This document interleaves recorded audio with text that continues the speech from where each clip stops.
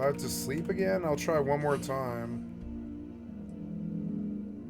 Why would the vendor credits be 0?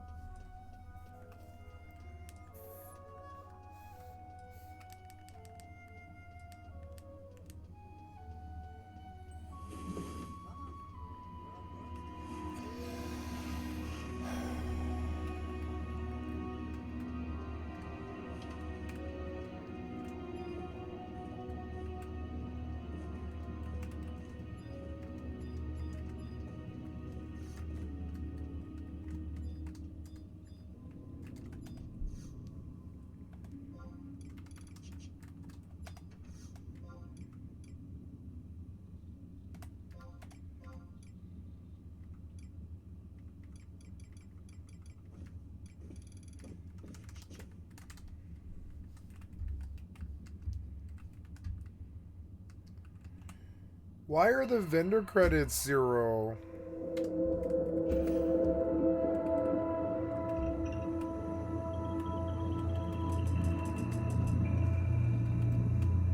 Damn it. I'll go to the Star Dock, I guess, since I'm here. Maybe the ship has to land somewhere like a dock or something.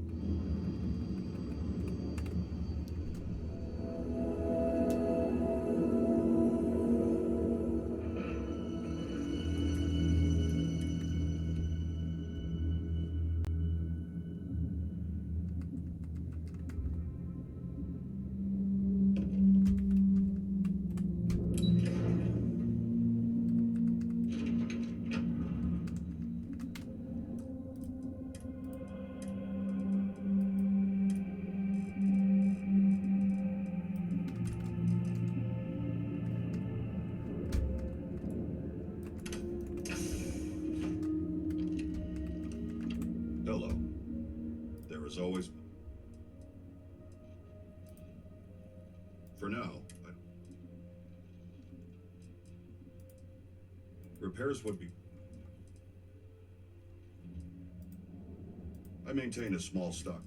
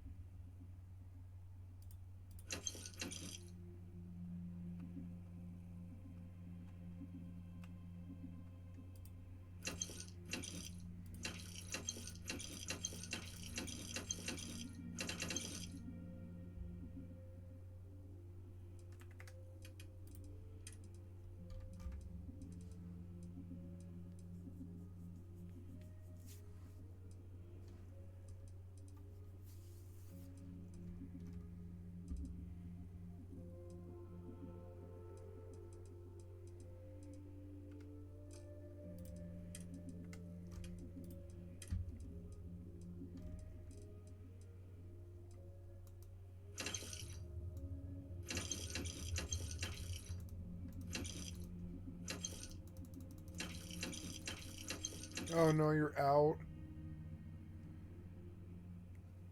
I ran through his credits so fucking fast. Oh, he sells aluminum now. That's good.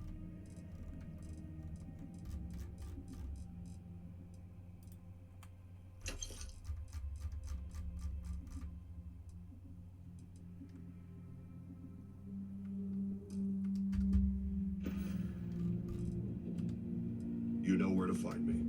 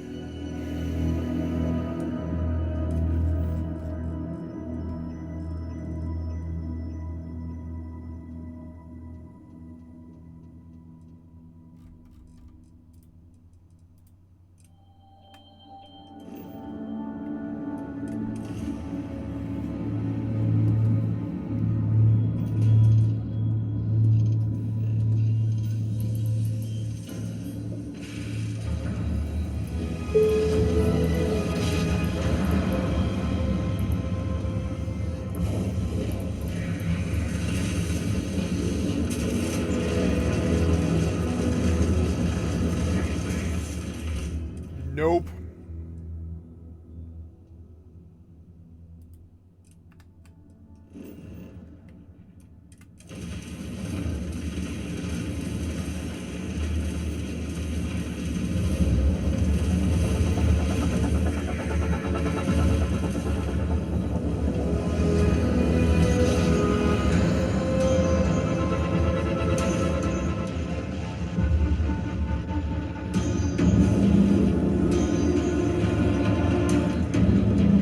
What the hell was that?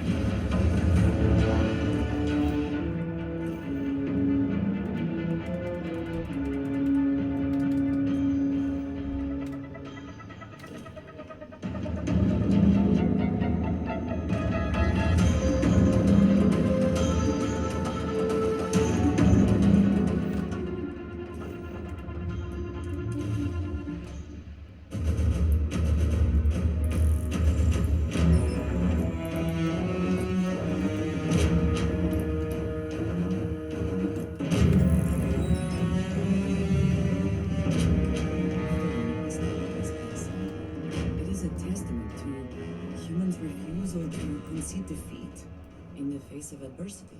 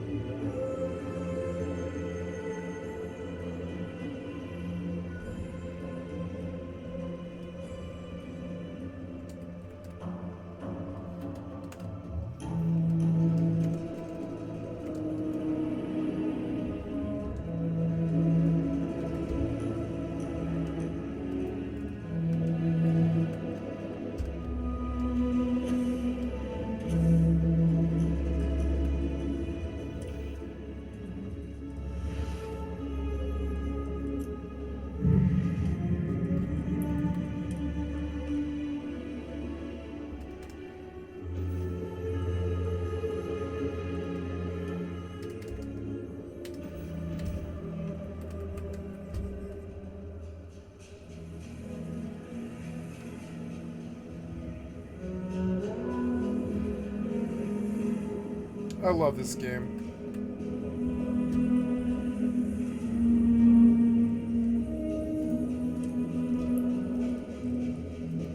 Is there some compulsion that leads you to this? Childhood trauma? It is okay to let things go.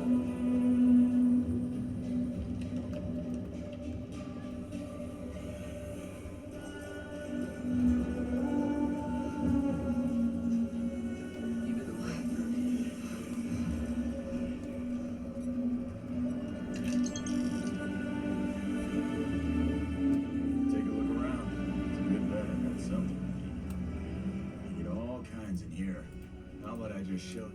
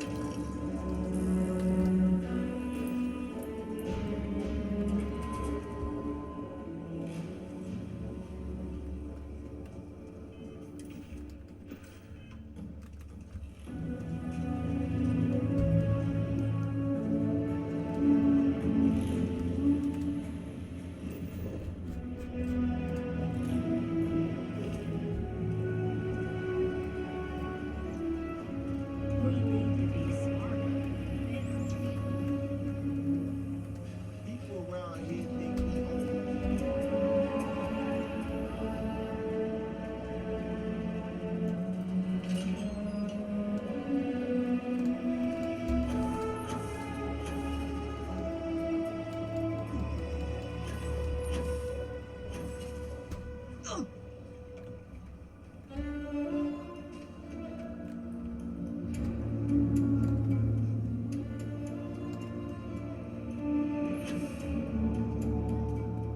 Just keep your gun holstered. Yes, Aggies. I have spent far too much time here. He is not here. Yes, but now I... Ugh. Someone... Need something to ease the pain. We can set you up. Hey, stranger. I think your ship's... I know a lot about firearms, and I'm one hell of a shot. You can trust me to back you up in any fight we come across. And that goes double for hunting aliens. Gone toe-to-toe with creatures that make your head spin. Not barely broken a sweat. Well, that's great. Get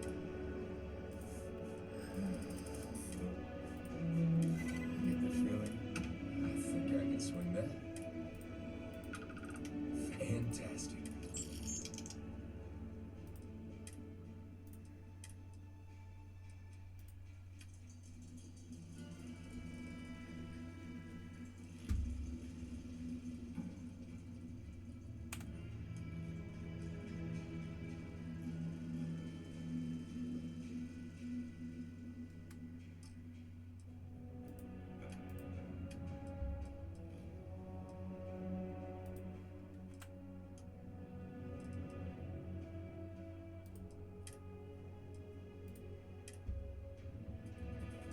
Just need to get my head. How are you?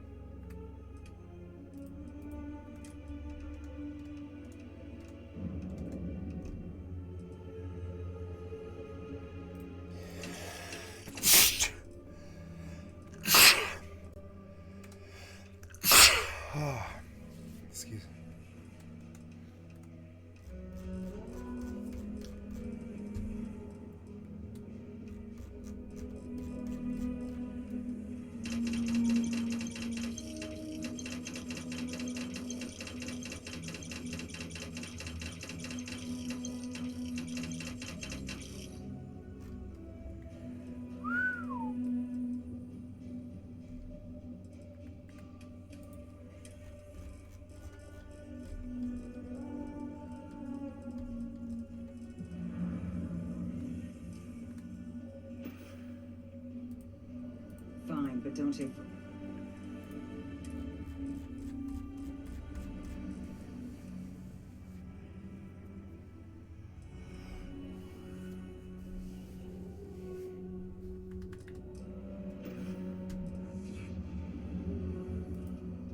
More and more is... City's been... You ain't here looking for Erin. She is. Hello, Aggie. I was unsure whether you would remember me. It has been a long time. I ain't likely to forget you anytime soon.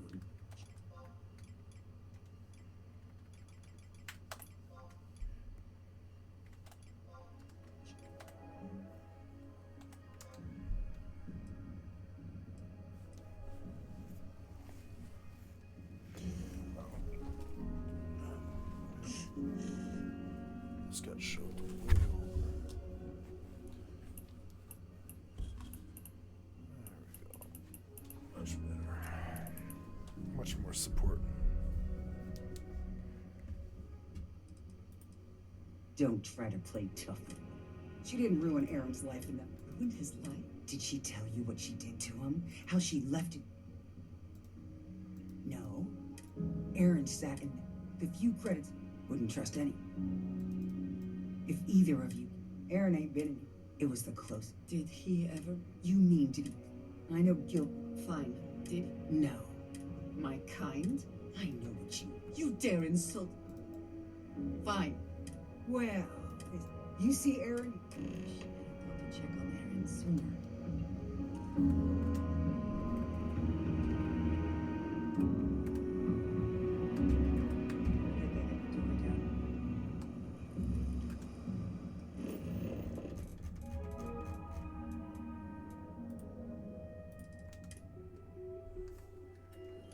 The rock is surprisingly well fortified.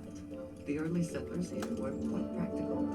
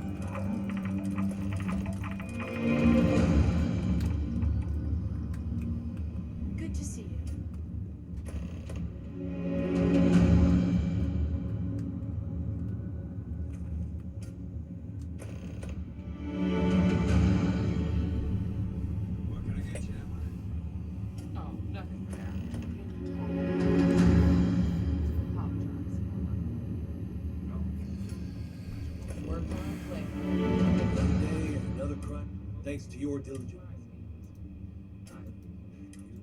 Show them in the...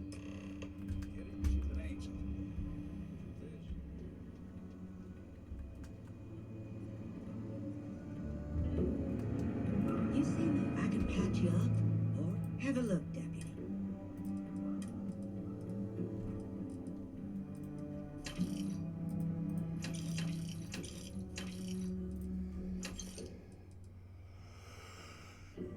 All of a sudden, I can't seem to get amp. Like, amp is just off the table now. It's weird. All right. Oh, that I have some... won't take long. I think this is because I'm hungry and you can't get rid of it. Hopefully won't be seen. Stay safe. I mean it.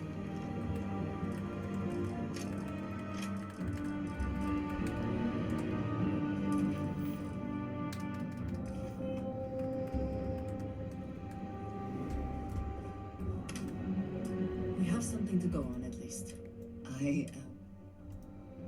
And yet it is my path. I'm eager to read.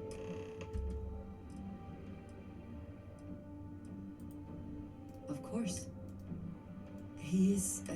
He valued his person years ago. I do not know, I admit. House Varun, while this served, it was the most practical. Then we should return to it. This caught my eye.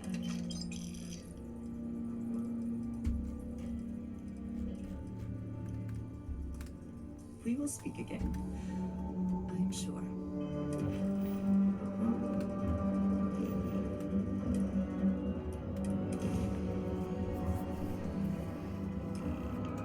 All systems looking good, boss.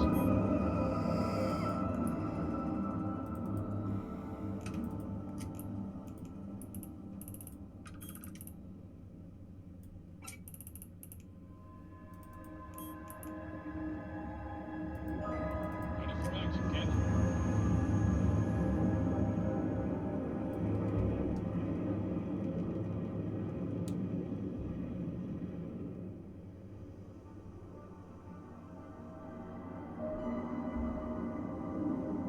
Hello, Captain.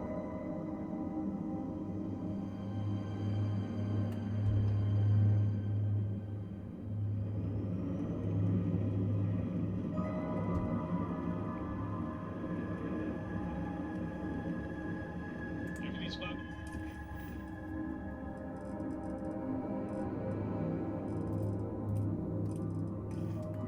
I'm fine, Captain.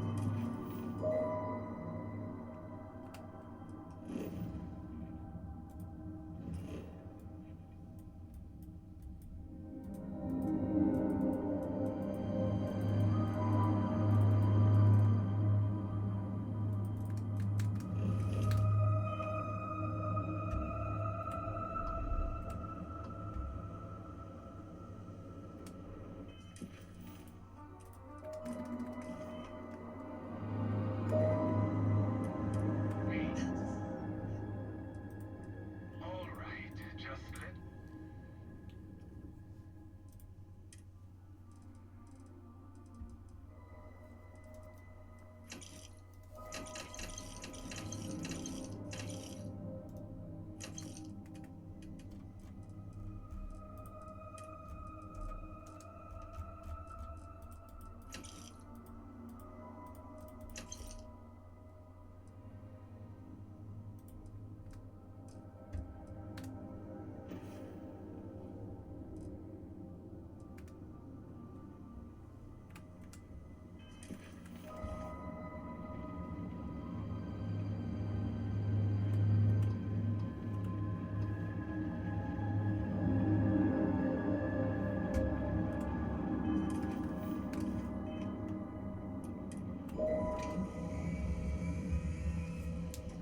You're looking well. Hi, Captain. Good to see you. We should be on our guard here. If we could detect the when we arrive.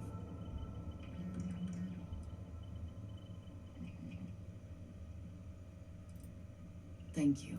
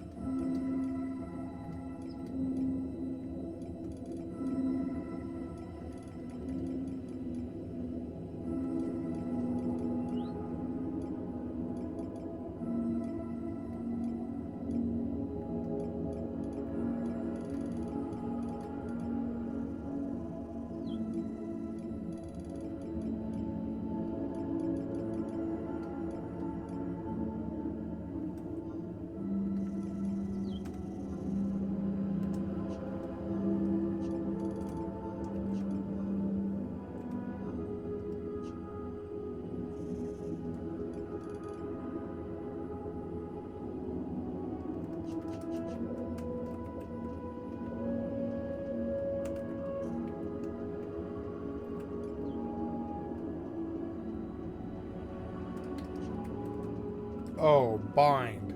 Yeah.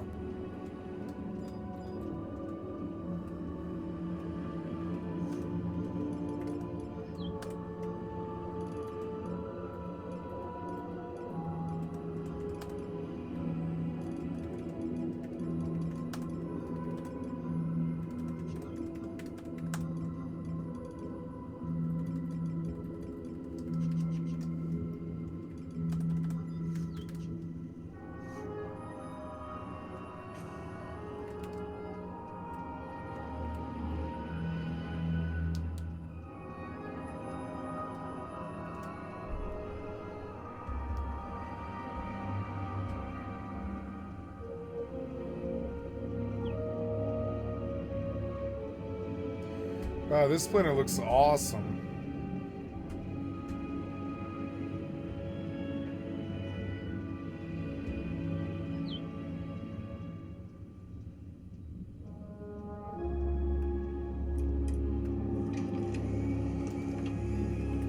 Hey, how's your day, Captain?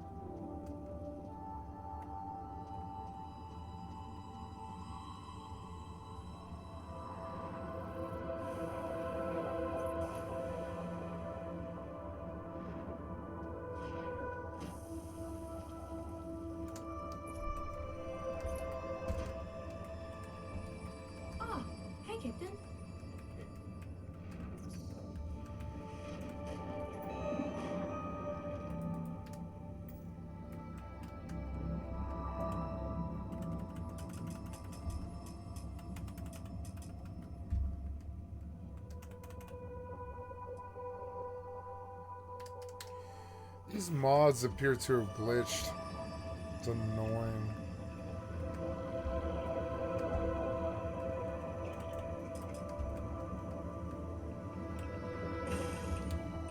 You never grow weary of seeing places like this.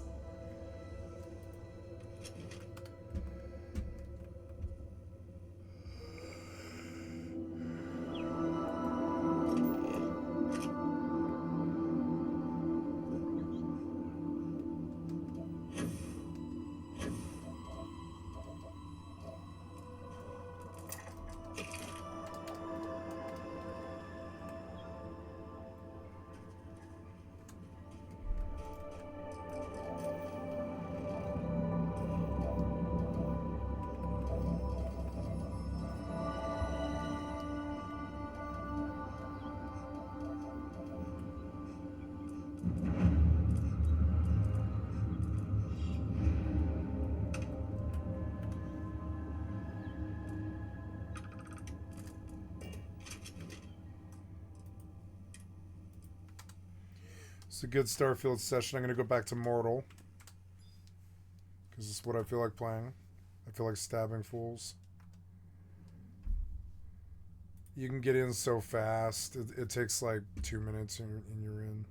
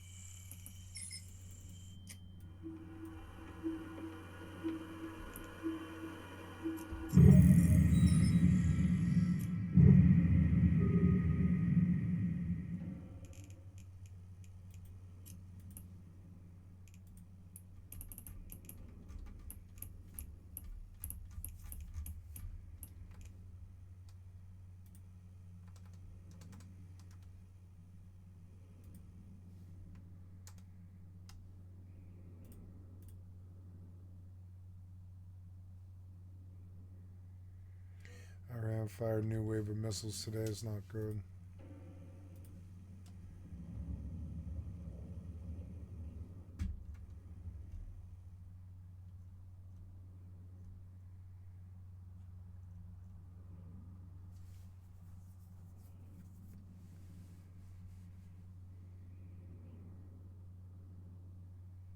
Oh wait, no, Mordheim City did that.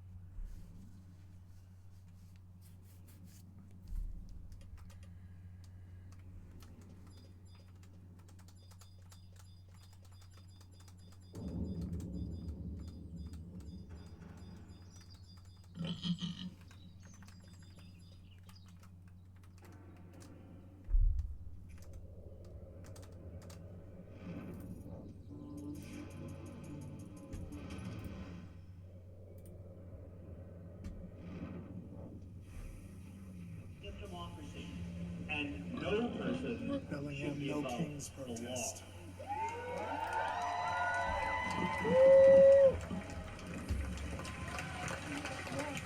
It's no news to you that the rule of law is under attack by Trump and the administration. They ignore the law, they flout the law, they distort the law, while Republicans in Congress advocate their responsibility to provide a meaningful check on unbridled power. And worse, the House has passed a big, beautiful bill. Under this law, federal officials who are found in violation of the law cannot be sanctioned by the courts for failure to comply with a court injunction. Not only does this president claim that he is above the law, he also wants the rest of the administration and the executive branch to be above the law. That is dictatorship, not democracy. And the kingmakers in D.C. also embrace the trappings of dictatorship with military parades and shows of loyalty and exorbitant gifts and solicitations of millions of dollars in contributions to dark funds and foundations.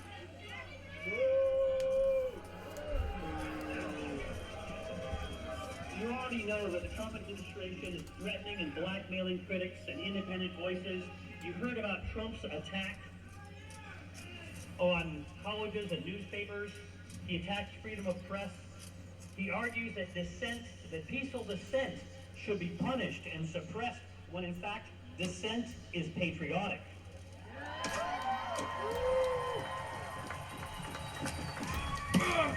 And criticizing your government, including me, is your right.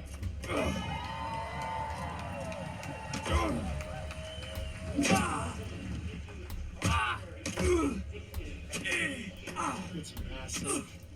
I've got to record the fucking part of this in my videos. It's insane. I'm not trying to get people's faces. I'm just trying to get how big it is. See it?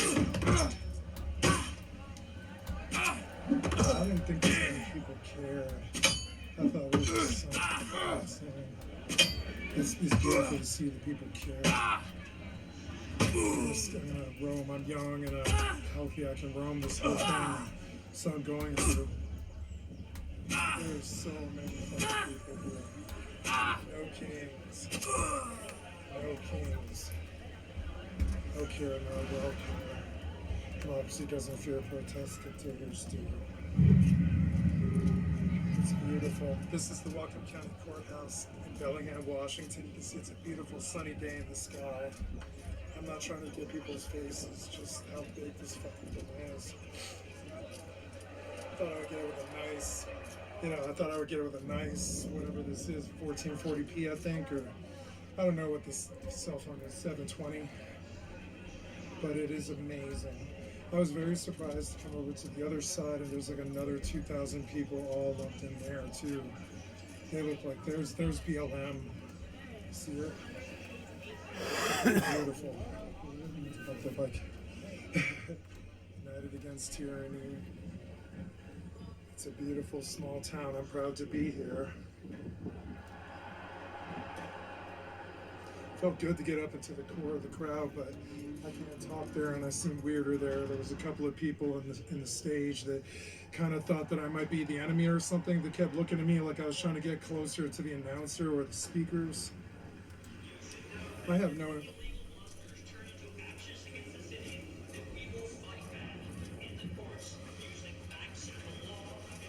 There is so many people here.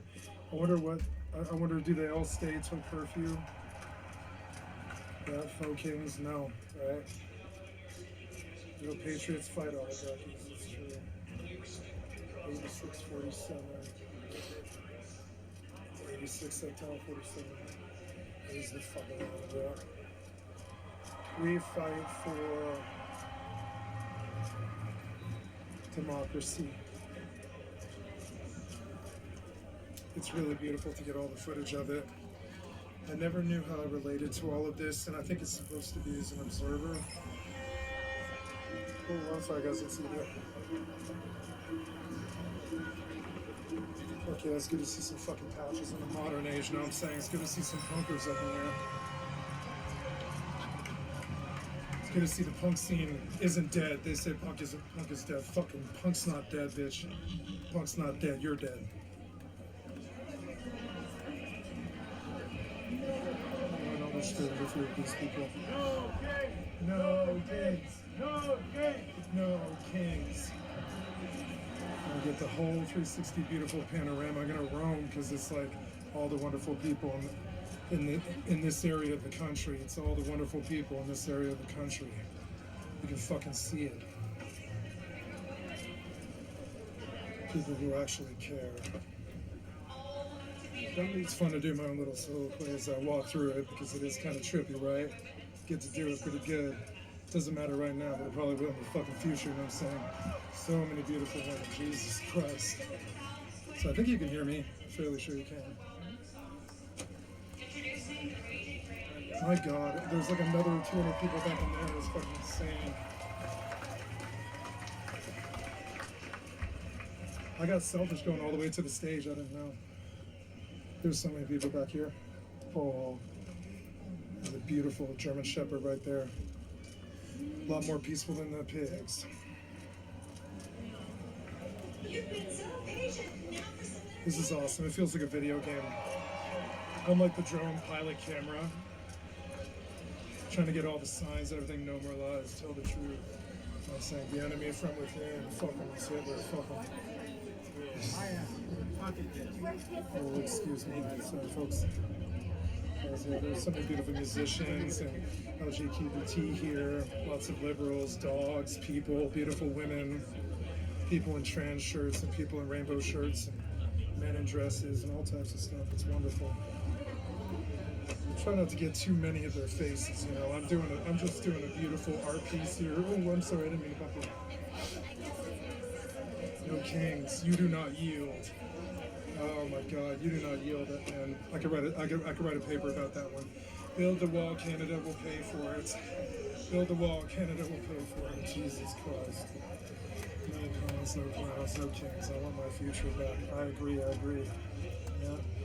Nothing is more American than opposing a tyrant. The fear for our democracy, I dissent. The signs are worth like, it's almost like art pieces. They're almost like stickers or patches from the 70s or something. The signs themselves are beautiful. I'm gonna cut through the crowd here. Try to get a beautiful recording of this whole thing for about, I don't know, like an hour, you know what I'm saying? Woo! And corruption, chaos, and cruelty. The power of the people is stronger than the people in power. Power to the people, give the people the power to put it down in your city and fuck them hillbillies. Fight the authority. Fight the authority. I'm trying to run through here and get all of it. I'm not trying to fuck with anybody here or step on anybody. But as fuck, there's so many dogs here today. It seems blessed that the sun came out. Only monarchs that belong in this country are butterflies. No kings, they fucking no kings. Oh, I hit him too. Immigrants are not criminals, but the president. No, I didn't hit him. King of thieves. Hail to the thief, what the fuck. Happy birthday, you big orange baby. Happy birthday, you big orange baby. You bitch. Oh, there's like pugs and dogs and beautiful girls around. Jesus Christ, dude. Get all of this. I put my sunglasses on. It's a bit fucking bright out here, motherfucker.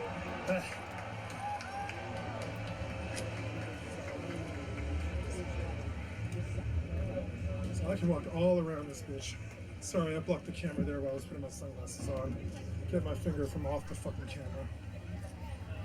Look, this goes back. They cordoned off like 5 blocks all around this thing. I want to get the people, but not their faces, you know what I'm saying? Trump is a tyrant, fuck Trump. No autocrats, agreed.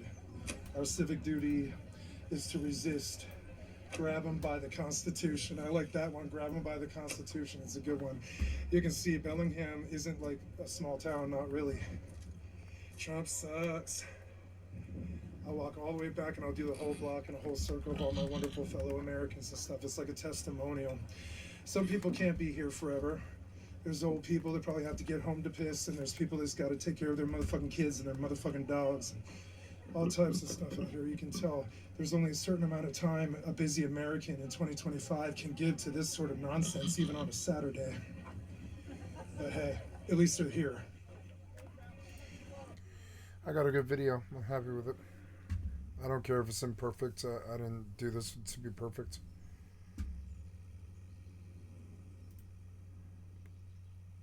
About a month ago, I made a video on the recent decline of real-time strategy games, covering the general decrease in releases that this genre had. At the time, I had no idea what the consequences of releasing that video would be. Facing the ever-changing strategies and battlefields that make every match feel unique, and give the player the sense that there's always more to do and learn. There's a captivating beauty of watching two equal... Nope.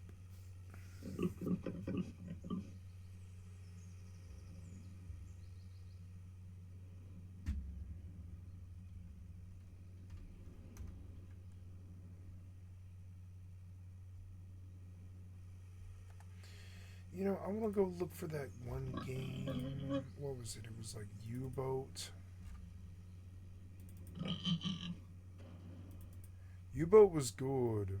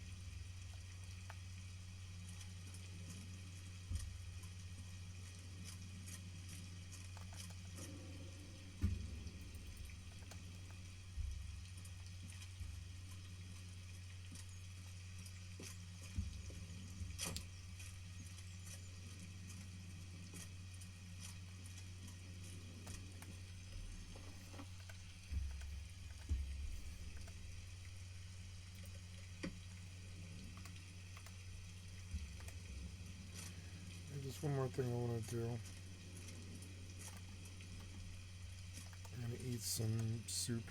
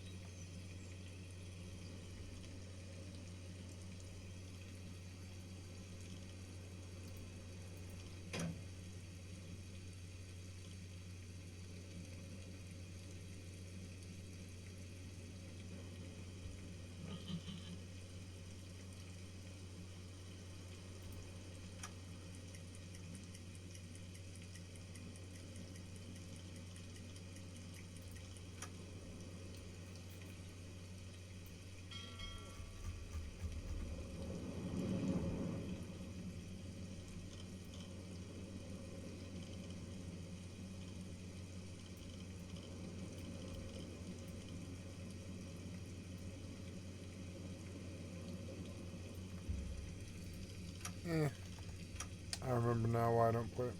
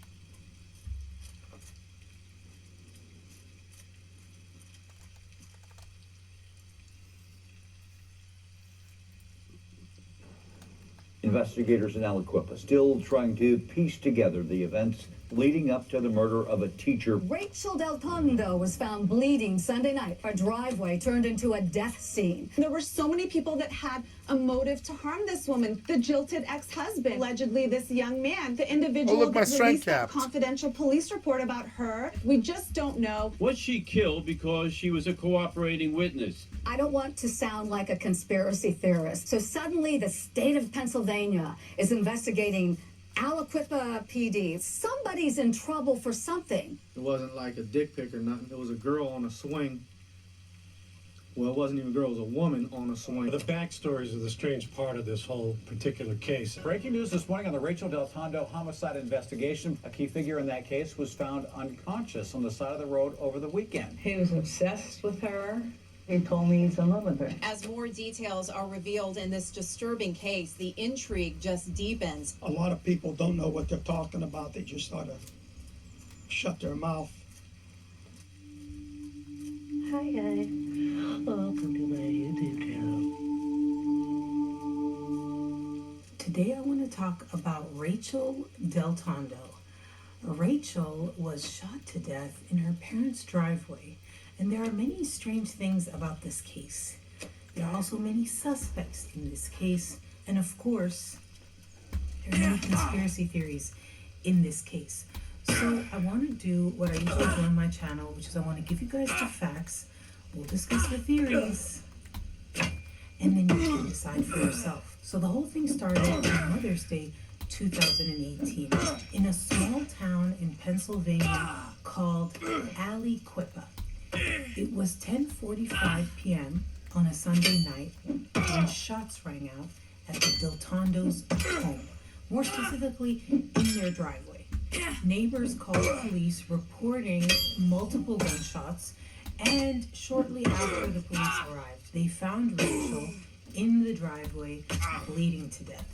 They actually pronounced her dead at the scene. Rachel lived with her parents. This was her parents' home. According to Rachel's mom, when she saw Rachel's face at the funeral, like in the casket, she said that Rachel had an angry look on her face. Immediately in this small town, everyone was talking. They were like, is this a crime of passion? Did Rachel know the killer? Or was this like a calculated hit? So investigators began retracing Rachel's steps. The night that Rachel was shot, she was hanging out with some people. One of those people is Lauren Watkins, who was 17 at the time. Keep in mind that Rachel is 33 years old. So she's hanging out with Lauren. They were apparently hanging out all day. They were in the car driving, and this is something they would do all the time, according to Lauren, just kind of drive around. While they're driving, remember this is a small town, they drive past another vehicle. In this vehicle is someone called Sheldon Jeter. I remember watching a documentary about this, I think. Winfield crowd in football for your senior year, Sheldon Jeter. Congratulations, first off. Now, Sheldon Jeter was in this car with a bunch of other people, and he knows Rachel and he knows Lauren, so they pass each other. Shortly after this happens, Sheldon sends a Facebook message to Lauren, who's in the other car, and he says, quote, "Did I just pass you guys?" Lauren said that she responded and she said, "Yeah." Then he says, "Well, what are you doing?" question mark. And Lauren says she doesn't respond to that message. And they go and pick up a third person. This person is Sheldon's brother, Tyree. Rachel, Lauren, and Tyree, all three of them in Lauren's car, go to an ice cream shop. It's called Hank's. While they're at Hank's Ice Cream, Tyree gets some messages from his brother Sheldon. Sheldon texts Tyree. He says, "Is y'all there already?" Tyree responds, "Yes." This is at 10:07 p.m. At 10:15 p.m., Sheldon says, "I got left, huh?" with 5 smiley faces. 4 minutes later, at 10:19 p.m., Sheldon says, "Who all you with?" Tyree doesn't respond. The rest of these messages, Tyree is not responding after he said yes, that he's at the ice cream shop. Then at 10:30 p.m., Sheldon sends another message. He says, "Hank's closed." This is the last text from Sheldon. 15 minutes later, Lauren, Tyree, and Rachel are in the car again, and Lauren drops Rachel back to her home. This is at 10:45. She says she leaves from there to go to drop Tyree back at his home, and she was supposed to come back again to Rachel. Well, 4 minutes after Lauren drops Rachel at her home, somebody shoots Rachel. You get 911 calls of a bunch of people like in the neighborhood calling, reporting multiple gunshots. She was driving Tyree Jeter home when her mother contacted her and told her to come home. Police are questioning her version of events that evening. Nothing was out of the ordinary. Rachel always insisted that anybody who drops her off waits to see her go in. Was that true? Was that? It was. But you never actually saw her go in, is that correct? Correct. What did you exactly see? Just her get to the door and go for the screen. I drove off, went to take Tyree home. So you didn't see anybody walking no, whoever did it had to have got there or been there already. So first of all, let's mention something right quick. The thing about Rachel is she kind of hung out with minors often. Actually, at the time of Rachel's death, she was suspended from her job as a teacher for having inappropriate conduct with a minor. So let me give you a little bit of a backstory. 2 years before Rachel was killed, on February 2016, she was found in a very compromising position. What happened was somebody noticed a vehicle in an abandoned lot at 2 a.m. and they called the police reporting a suspicious vehicle. So when police show up, they see a car and they notice that all the windows are steamed up. So cops knock and window comes down, and who do they see but Rachel in the driver's seat and a minor male in the passenger seat, which the passenger seat is fully reclined. There's a male there, a minor male. Who is he? Sheldon Jeter. Yes, the same Sheldon Jeter that was texting, saying, "I got left, huh? Where are you at? Who's there?" That same guy, except he was a minor at this time, and it was 2 a.m. They're in this steamy car, so police are like, what's going on? And Rachel says, let me read you the quote. Miss Del Tondo told the officers that she was with the boy because he was upset and needed someone to talk to. Miss Del Tondo said he was one of her former students, although Mr. Hayden said the boy was never enrolled in the Pennsylvania Cyber Charter School. Rachel also told the cops, "Please do not tell my fiance. He would be very upset if he found out." So police, not only do they not tell her fiance, they don't file a report, they don't file any charges, they don't even notify the school that Sheldon goes to or that she teaches at, none of that. As a matter of fact, they did file a police report, but only a year after it happened, which is so weird. What? Who files a police report a year after the incident occurred? Well, a reporter asked the police chief that, and he said, quote, "When you are an extremely busy police department, incidents that occur don't always get documented," Chief Couch said, adding that the incident was considered a non-issue. The officers were able to see that there was nothing going on, he said. They were separated, nothing was happening, nothing was going on. They knew each other, and one of the responding officers was also in that circle of friendship. The kid was actually going to move in with one of the officers because he has a troubled mother. Chief Couch declined to say whether the teenager was planning to move in with Sergeant Watkins or Officer Conkle. Did you hear that? It said Sergeant Watkins and Officer Conkle. Does the name Watkins seem familiar? Because remember Lauren? Did I ever tell you what her last name was? Lauren Watkins. Yes, the 17-year-old that was hanging out with 33-year-old Rachel. She was the daughter of Sergeant Watkins. The same sergeant who walked up on the speeding car and didn't do anything about it. So back to why they wrote the report a year later. It says, quote, "About a year later, Officer Conkle, not Watkins, did write a report about the incident.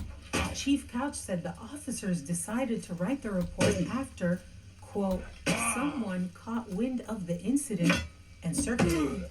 So my assistant says, okay, put it down on paper so they know what happened. They wrote this report because someone asked about it, and then somehow after they gave this report to that someone, it was leaked. As a result of this leak, Rachel was suspended from her job. That's why she was suspended at the time of her death, okay? So when Rachel was killed, several people in her life, including her mother, her ex-fiance, Sheldon, through his lawyer, her friend and aunt, like several people came out and said that Rachel said she was getting death threats and that she was afraid of the police, that she felt like the police were out to get her. She was afraid of somebody, if you recall, but it was not Sheldon Jeter. Quote, Ms. Del Tondo's family members showed officers at least 2 death threats that Ms. Del Tondo received through social media before she was killed. One threat read, "You're not gonna make it 2018, stupid expletive, you're dead." So if you're wondering why Rachel was afraid of the police and felt like someone was out to get her, it's because she was actually an informant. Because when this leaked, an investigation. Why is this teenage girl an informant? That seems fucked up.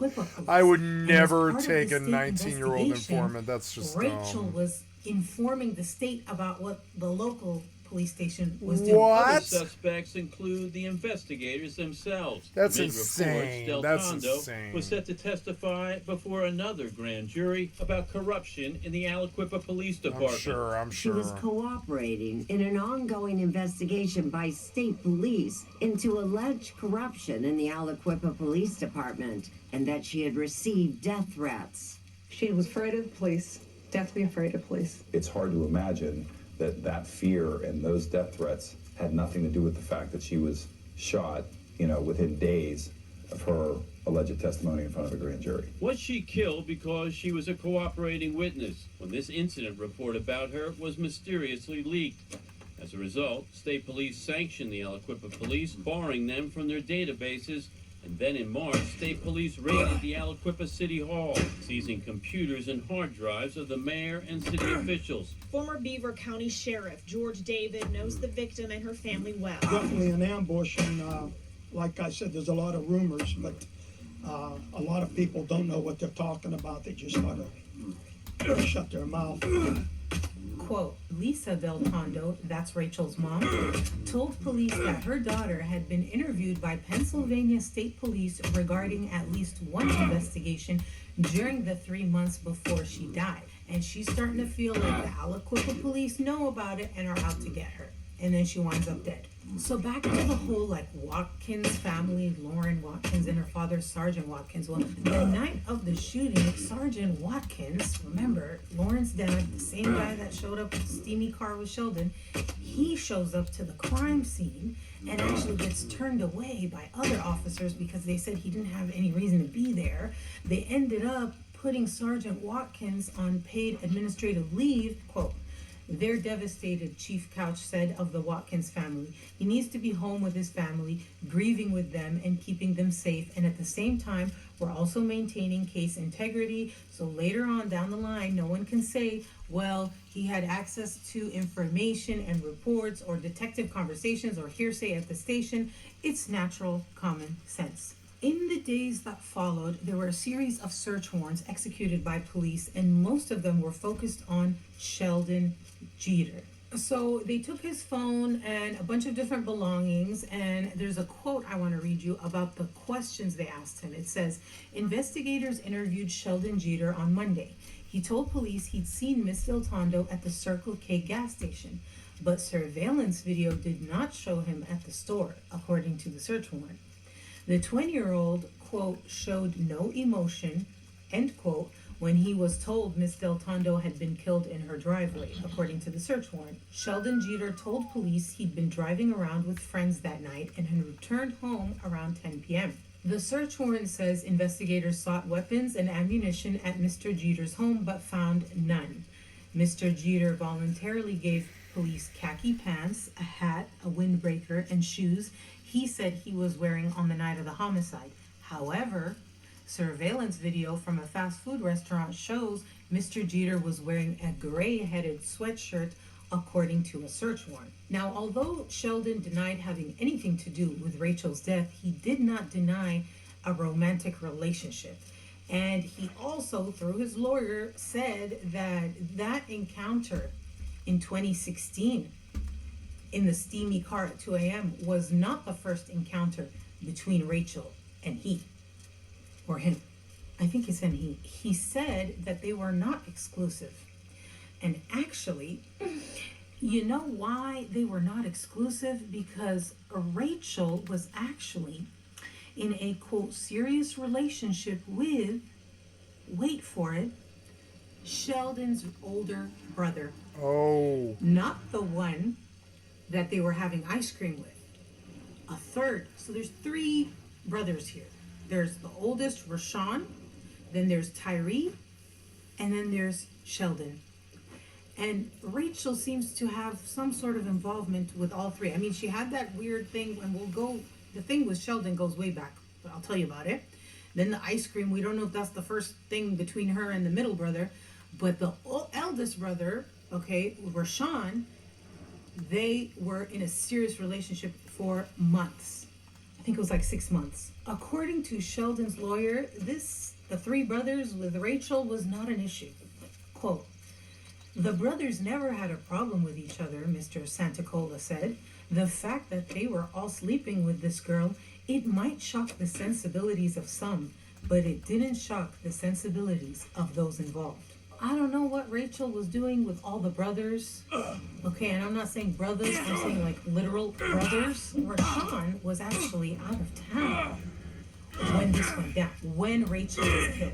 He gets back to town and police question him, and boy did he have a story to tell. Rashawn told police he'd overheard Sheldon threaten Rachel during the fall of 2017. He told police about an altercation from 3 months ago when he and the victim were outside of his home. His younger brother Sheldon showed up and reportedly said, "That expletive told me she was with Amy," and then said to her, "If my brother wasn't here, I'd expletive you up." And Rashawn also told police that he asked his younger brother Sheldon if he was in a relationship with Del Tondo. He said that Sheldon said, quote, "Why are you calling me, man? You never call me. You're weird as expletive."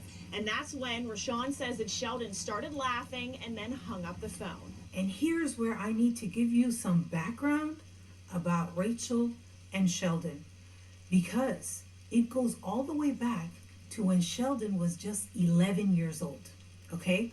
In 2008, Before Rachel was working at the cyber school as a teacher, she was a substitute teacher at the Aliquippa Elementary School. At that time, Sheldon was in at the age of elementary 19 school. or Rachel's whatever. mother, Lisa, said she never had him as her own student.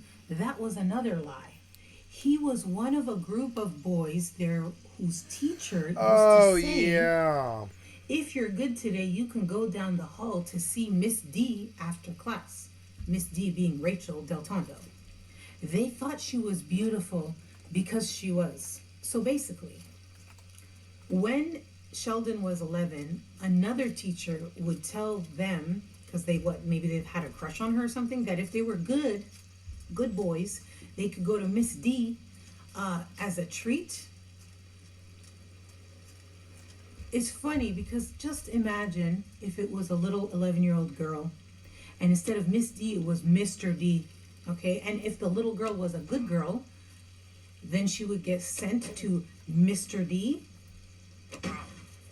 because what? Maybe she thought he was handsome? I mean, aren't the adults supposed to teach the kids? They're teachers, right? They're supposed to teach the kids that, even if you have a crush on a teacher, we're not going to encourage that and foster that and reward that. Anyway, so it's giving molestation vibes. According to Sheldon's uncle, he also suspected that there was an older woman grooming Sheldon at the time. He said, Christmas time, 3 years ago, he had a nice expensive watch. And I asked him where he got the watch from. He said, a girl that I'm talking to. Now, I think a lot of people already know this, but giving expensive gifts is classic grooming. So,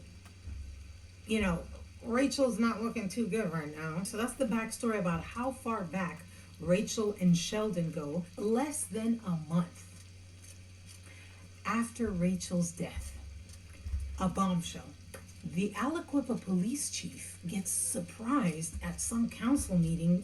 He randomly gets basically put on leave, and he didn't even see it coming. The next item on the agenda is Mr. Matt Miles. I'm going to ask that our assistant chief and our officers please come up here.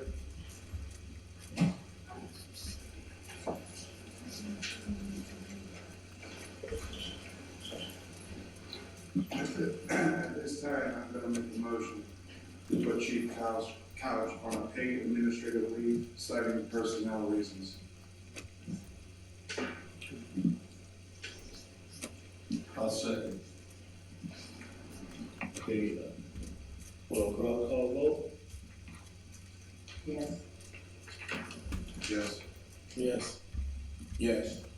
Yes. Okay, motion made to put chief on with pay and paid administrative leave. Chief, if you can please hand over your belongings and we'll take the time. Sure. Thank you. Yeah, thank you.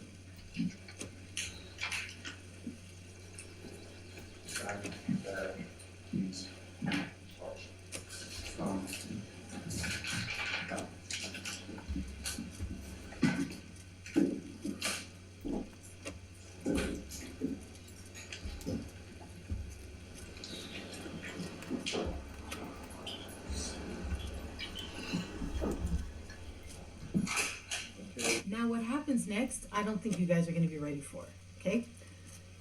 I told you this was bizarre. So they put a new acting chief. This new acting chief is called Joe Perchiavalli. Joe Perchiavalli was acting chief for all of 2 days because after just 2 days, he got arrested for a felony charge of sending sexually explicit texts to the cell phone of a teenager. Fucking weirdo. Okay? And you won't believe who that teenager is. Okay? Guess. I'm gonna give you a second guess. Rachel. If you guessed I'll be right back. Lauren Watkins, wow, you're really onto something. I want to work with you. Because OMG WTF, Sergeant Watkins' daughter. Okay? Let me tell you what happened. Okay? So this is a statement from the DA's office. While reviewing instant messengers on the minor's phone, one message included sexually explicit material. The officer on May 10th used his cell phone to send a video of a female urinating while on a swing. The video depicted an unknown white female of an indeterminate age wearing high-heeled boots and a dark-colored sweater or jacket. The female was nude from the waist down and was exhibiting her fully exposed vagina and buttocks. The female was on a park swing and she was urinating while swinging. The 17-year-old girl, Lauren, received the message as part of a group. She did not respond. It was Lauren, her mom, and Sergeant Watkins. And Chief Joe sent this to the family group. Okay? So one person in the group message responded saying, "My daughter is too young to see this." Mr. Perchiavalli responded, "She is 21. Another person in the group said, 17. Mr. Perchiavalli responded, "And it's a girl taking a pee." Then he adds, "Like a true Quip hood rat." Quip being short for Aliquippa. Yikes. So then the Chief Joe Perchiavalli, does this video where he explains what happened. County detectives came in, said they need to talk to me about something important. We went to the interview room and they told me they had an arrest warrant, and I laughed. I said, "Are you playing?" And they said, "No." I was like, no. I sent that to Kenny. It wasn't like a dick pic or nothing. It was a girl on a swing. Well, it wasn't even a girl, it was a woman on a swing. We conversate in group, or I'm talking to Kenny or talking to his wife. So when this meme came in, I sent it to my officers, all my officers. I sent it to Kenny, and not paying attention, I just saw Kenny's name, so I hit it. Unfortunately, the group text message. And that's how that came about. It was an accident. It wasn't nothing malicious. This happened like at the beginning of May. And if it was a big deal, then they would have made a big deal about it to the chief or to the mayor or somebody. We had many conversations after that. As a matter of fact, I think we went out to eat, me and Kenny. It was just a picture of a woman, and I sent it to Kenny. It was just an accident that it went to the group message. I do think it's retaliation. Somebody's trying to ruin me, trying to ruin my name.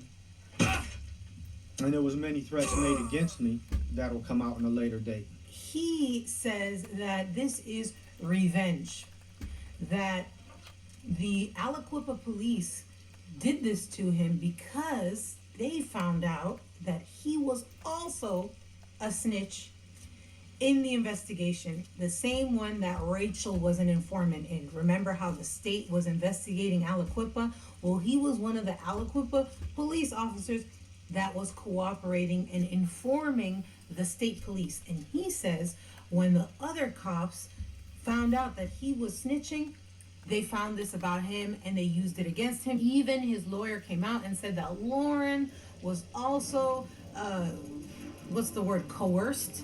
Lauren, who they believe is the victim in this case, will testify that she was threatened, that if she did not cooperate, that they were going to arrest her father. Clearly, there's some motivation behind this other than seeking justice. And I think once we have the hearing, it's going to be quite clear that this is politically motivated. I think it's going to be evident that there were some investigations going on with the Aliquippa Police Department that underlie the reason why these charges have been filed. The whole thing is so messed up with this informant thing because the DA seemed to be involved and then totally switched up. He was reporting to the DA, and then he said randomly in 2016 he sent a message to the DA just like he had many times before, and the DA was like, "I'm sorry, who is this?"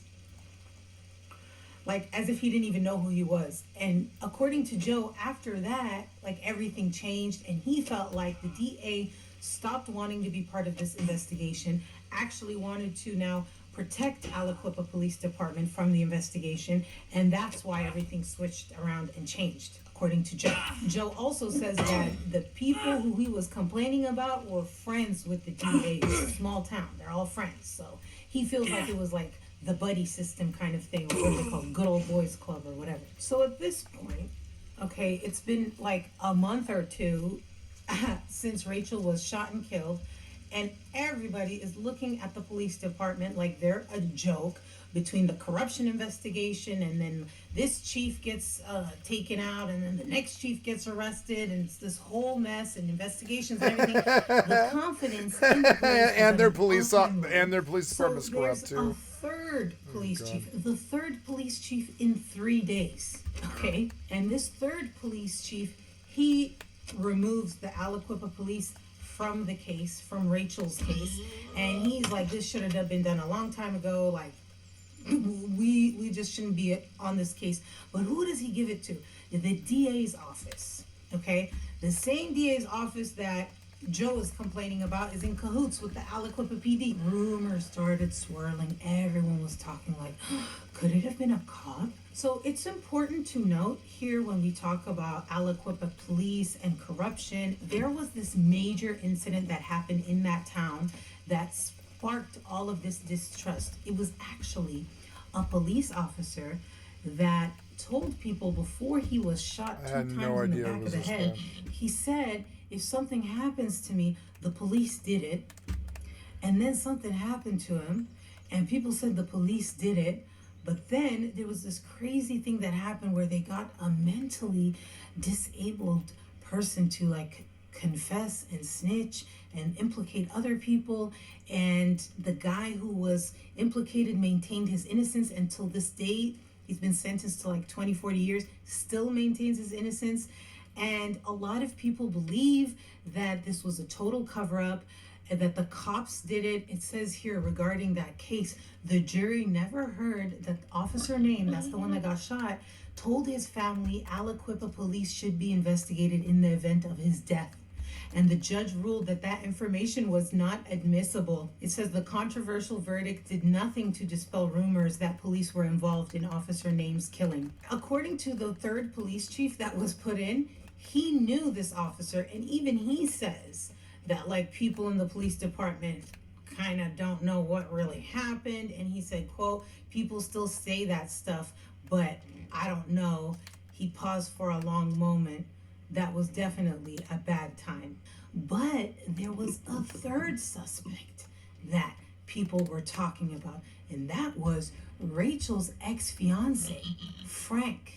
Frank Catropa says he had nothing to do with the murder of his former fiance. Del Tondo was engaged to local businessman Frank Catropa, and in February 2017, she and her mother were interviewed by Marty Griffin for a story about a dispute over her custom wedding dress. I wanted to be very, very clear. Custom wedding dress. Frank Catropa has absolutely nothing whatsoever to do with what happened. It's quite some time.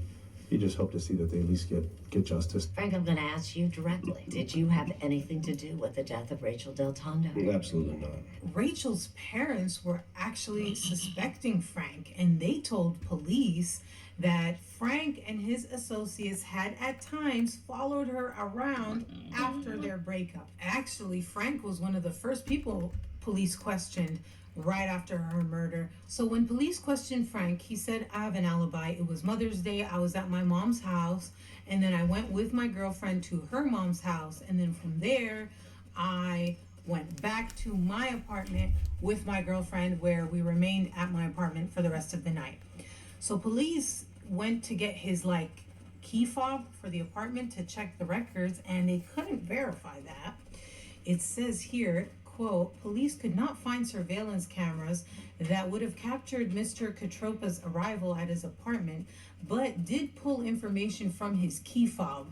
That data did not show any logins to his apartment or the apartment building on the day of the homicide, according to the search warrant. I just found this, and it's a picture of Frank, less than 2 months after Rachel's murder, wearing a t-shirt that says fake alibi, and he's with his new girlfriend, and the caption, she posted it, the caption says fake alibi. There's even a whole article about it that says lawyer in Del Tondo murder calls fake alibi t-shirt surprising. So I don't know, I thought that was worth mentioning. Weird. So I think I need to tell you what happened between Frank and Rachel, because it involves Sheldon. Frank found out about Rachel and what Rachel was doing. Let's go back to 2016 when Rachel was found in that steamy car with Sheldon. It was February 2016. It was Super Bowl weekend. And actually, she had gotten into a fight with Frank. Why? Because he was at the game, the Super Bowl, with his friends, and there were girls there. And she was upset about that. She was pissed. So they got into a fight about it, and then she ends up with Sheldon in that lot at 2 a.m. The incident happens, and she confides in her best friend Jen about the fact that she was found by police with Sheldon. According to Frank, it was after this trip to the Super Bowl, when he came back, he said that that's when Rachel was acting paranoid and saying like the police were after her.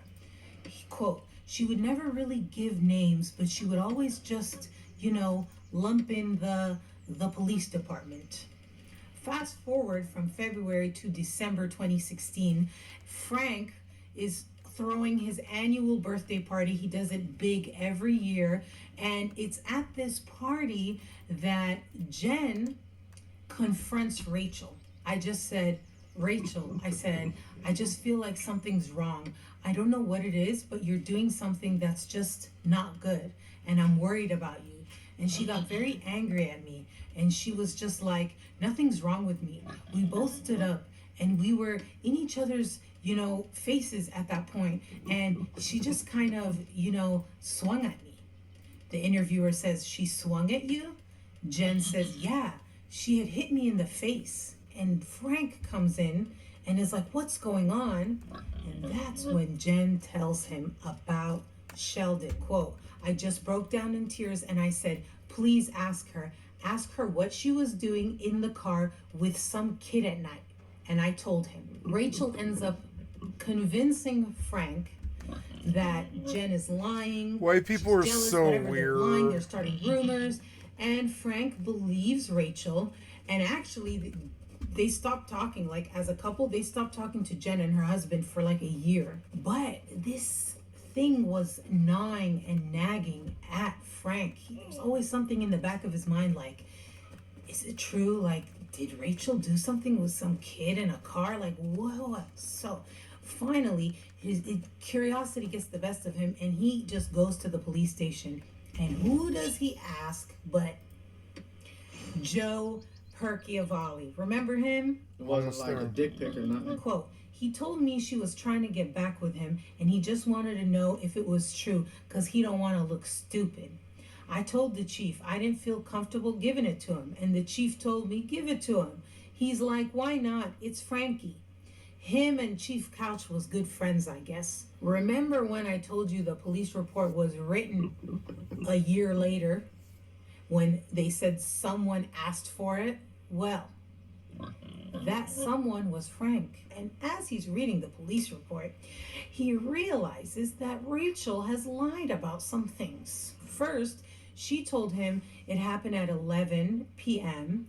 The police report said it was 2 a.m. Then she told him it was at the Circle K, but the police report said it was in an abandoned lot, so it was way more private and isolated than what she told him. Then there were the details that she left out, such as that the seat was fully reclined, that he was in, such as that the windows were steamed up. These are two details that kind of paint a different picture than the picture that Rachel was painting. And so Frankie was, as you would imagine, pissed, betrayed. He felt like she lied to him. According to Joe Perchiavalli, he said that Frank, after reading it, was basically crying. He said, quote, he was upset when he was about to leave. His eyes were watery. Now, Frank was able to I got another buff when I did. Cool. not just the report, but documents that were in there, such as social security numbers, driver's license, like private information, the same exact information that was leaked. So remember when there was a leak that I told you about that resulted in Rachel's suspension? Well, yeah, everyone thinks that Frank, her ex-fiance, is the one who leaked it after he got it from Joe. Frank denies this, but it's like, who else could have done it? And so that's why everyone thinks that He leaked the documents to destroy and get back at Rachel for what she did. That's also why people think that he could have killed her too. So when this report was leaked and Rachel got suspended, she did not take it well at all. She actually ended up in a psych ward. According to her parents, she didn't eat or sleep for days, and they ended up putting her in a psych ward for 3 days. And then when she came out, she was very isolated and paranoid, and her mom decided that it's time to get back at Frank. Rachel's mom ends up calling the local newspaper and basically telling them, I have a story for you about corruption in the Aliquippa Police Department. And she even talked about Frank, I got a daily for the corruption. ex-fiance, and his links with corruption with the police department, with his business, and all kind of stuff like that. She basically says, my daughter will be an informant for you. And the owner of that newspaper said that Rachel did speak to him and tell him about corruption. She also said she was getting death threats because she was an informant for an investigation by the state police. So the owner of this newspaper said, quote, yeah, Rachel was reluctant at first. She started getting death threats. She feared for her life. Rachel described a city that was rotten to its core. So now it's been a year since Rachel was shot and killed, and there are no arrests. And 48 Hours decides to do an episode on Rachel's case. And what happened hours after that episode aired would shock the entire community of Aliquippa. There's a male lying on the ground, unresponsive, with his eyes open. Said she touched his knee and he didn't move. A female yelling and a blue pickup truck fled the scene. Another twist in the Rachel Del Tondo homicide investigation. An alleged overdose on an Aliquippa street corner. And that medics revived Sheldon Jeter Jr. with Narcan at 4 o'clock Sunday morning. The chief said Jeter got up, walked away, and yelled obscenities at first responders. Officers received a 911 call about an unconscious man found lying on the side of the road after reportedly being, quote, thrown from a vehicle. Just 6 hours before this incident, CBS aired that 48 Hours investigation exploring Jeter as a potential person of interest. Jeter's attorney, Michael Santacola, he tells KDKA his client has no recollection of any alleged overdose. Jeter was out at a bar with friends that night. It was those friends who say he hopped in an unknown vehicle. Santacola said Jeter went to Sewickley Hospital for a drug test and it came back clean. Isn't it odd? Just a few hours after this episode airs, Sheldon is like unconscious with his eyes open, not responding in the middle of a road somewhere. Isn't that weird? That's really weird. And I feel like there's several ways you could interpret that, but a lot of people saw it as a sign of guilt. Like, what you freaked out, you went and were trying to end it? Then, almost a year to the day after Sheldon was found unconscious, he is arrested for murder of his really good friend who was almost like his brother, who was raised by his family, who he lived with. Developing tonight, a man found dead in the middle of the road in Aliquippa, and the man behind bars is one of two people questioned in the murder of Rachel Del Tondo. A former Aliquippa football star is sitting behind bars here tonight. State police say they have an abundance of evidence. And the details are eerily similar to the details in Rachel's case. First, the victims both had ice cream before they were shot. Second, they were both shot in front of their homes where they lived. Third, they were both shot multiple times in the chest. In this case, there was a lot of damning evidence against Sheldon. Physical evidence. They found same shell casings and fragments of the same bullets in his home as they found in the victim. They also found the gunshot residue in Sheldon's car. And there was also surveillance footage that contradicted what Sheldon said. And it was making everyone look at the Rachel situation very differently. Now, Sheldon was the prime suspect in the Rachel case as well. So Sheldon has a trial.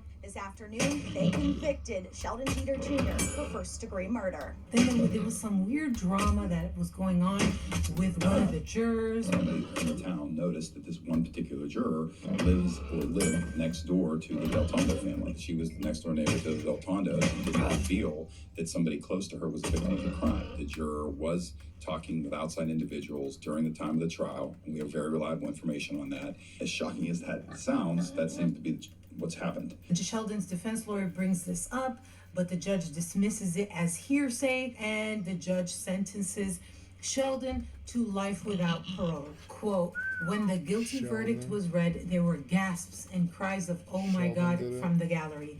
Jeter, clad in a purple button-up shirt and a blue medical mask, hung his head while the jurors confirmed that they agreed with the verdict. The latest update in Rachel's case, quote, 48 Hours has learned that a secret Pennsylvania statewide grand jury has heard evidence in Rachel Del Tondo's murder.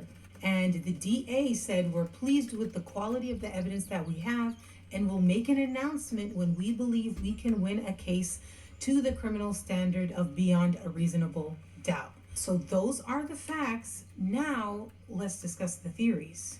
Let's begin with the Sheldon theory, and that one is pretty popular, as you can imagine. And if you think about it, I mean, you think means, motive, opportunity. The means is a bit difficult because it's like, well, did he have a gun at that time? We don't know. However, later on, he did have access to a gun. So is it hard to believe that he was able to get it and then dispose of it and nobody found it? The police weren't able to find it the next morning. It's possible. And then if you look at motive, I think that's the strongest one, because let's call a spade, okay? He was sexually abused by Rachel. Sheldon was sexually abused by Rachel. Allegedly, my conspiracy allegedly, don't sue me, allegedly. If everything that was said is true, then that's what that is. Whether he's a boy or not, whether he had a crush on her or not, he was 11 years old when we don't know what started, but he was being groomed, we know, with that expensive watch and whatever. And then there was the incident, and then she gets with his brother. Then the night of the shooting, she's with his other brother. Maybe not Tyree, look, I'm getting them confused. Maybe Sheldon is jealous and possessive over her because he's mind fucked, right? I mean, even when you are being abused, you may identify and crave the attention of and seek the approval and whatever of your abuser. That's why they groom you. It's very twisted. Now, Rachel's mom, she says that the night of the shooting, she knew it was Sheldon. She also talked about an incident where Sheldon was drunk and came to their house and was banging on all their windows, and she says he was obsessed with her and jealous, and that when she got with his older brother, that was it, and that night when he found out that his brother was out of town and now she was with the other brother, as he was texting and asking, where are y'all at? Maybe he was lying in wait at the Del Tondo's home. That's why he sent that message being like, Hank's closed. Like, it's 10:30, the ice cream shop is closed, where are you?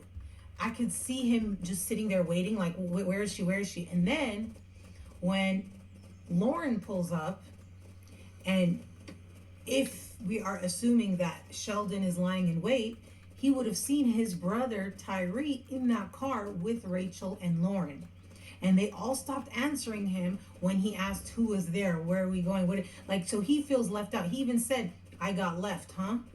So he's probably feeling like, oh, like, I'm getting left out, I'm being treated like shit, and they're all ignoring and avoiding Sheldon. They drop Rachel off, and then they both leave. Now he's there alone with Rachel. He could have walked up to her and confronted her, and maybe she got upset, which could have explained the angry face that was stuck on her face that her mother talked about. Then he shoots her multiple times, ran away, maybe on foot. It's a small town, small neighborhood. Maybe he could run home. That would have been means, motive, and almost like opportunity. Mystic River. Although it looks really bad for Sheldon, there's still people who believe someone else could have done it and that they're actually framing Sheldon. And who could that be? Well, the police, of course. So let's talk about the police theory. First, you have the fact that Rachel herself told multiple people that she was afraid of the police and that she felt like they were out to get her and that she was getting death threats. Could those death threats have been Sheldon? Could have been. Nobody knows who came from. Could it have been some police officer that was upset? Someone who felt like he was going to go down because she was snitching and wanted to end it? Some people think that's possible. Do you believe someone in the police department had means? Well, of course, a police officer would have means to kill someone, right? If they had a gun and whatnot. Motive. Maybe they felt like they had to shut her up. Okay, guys, I am done here. I am going to go to bed, and I will be back here in the morning for some more video games on a Monday morning. Thank you so much for your time. I'm going to close it out.